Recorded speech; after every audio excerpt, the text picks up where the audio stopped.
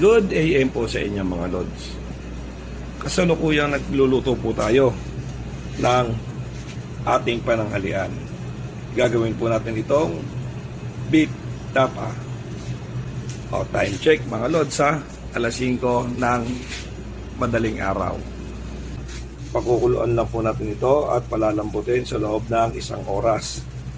Tsaka natin titimplahan ng toyo, asukal, bawang, at pamintang durog. Antabayanan lang po natin ang ating beef tapa. After 1 hour mga Lods, time check, 6 AM. Ito na po ang ating pinapakuluang tapa. Pwede na po natin timplahan ng pamintang durog. Pantsameter lang mga Lods ha. Bechin, toyo, asukal, yan, at ilagay na rin natin ang ating bawang. Ipiprito-prito po muna natin hanggang sa labasan siya ng mantika. Ang tabayanan lang po natin. Ito na po ang ating beef tapa. Ayan po, kain na. Good AM po sa inyo mga Lods. Meron po tayong isang subscriber nag-request ng vegetarian recipe. Kaya po ang lulutuin natin ay ginisang ampalaya. Igisa po muna natin ang bawang sibuyas. Pag nagisa na po natin ang bawang sibuyas, sunod na po natin ang ampalaya. Habang ginigisa po natin ang ating ampalaya, lagyan po natin ng asin. Pantsameter lang mga Lods ang ginagamit natin. Lagyan natin ng konting bechin at pamintang pino.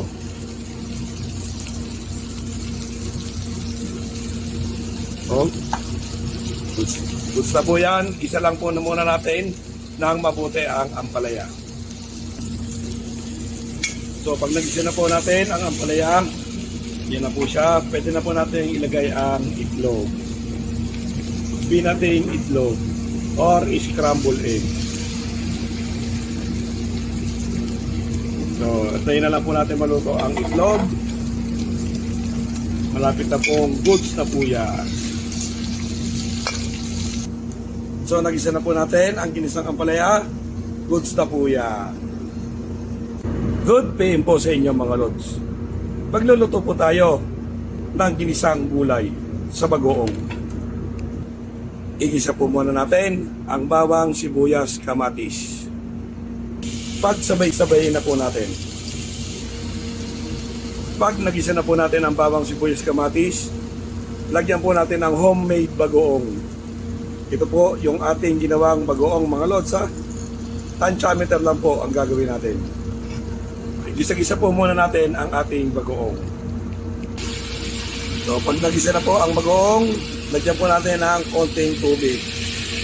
Tantiameter lang mga Lods ang gagamitin natin. Lagyan din natin ng konting bechin. Gusto po yan. Konti pa. Pagkatapos po, pwede na po natin ilagay ang gulay.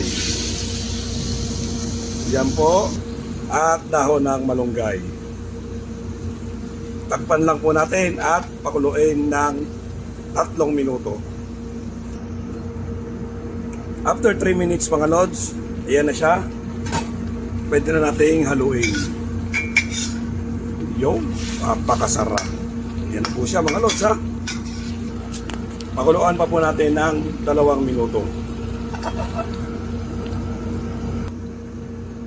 After 2 minutes,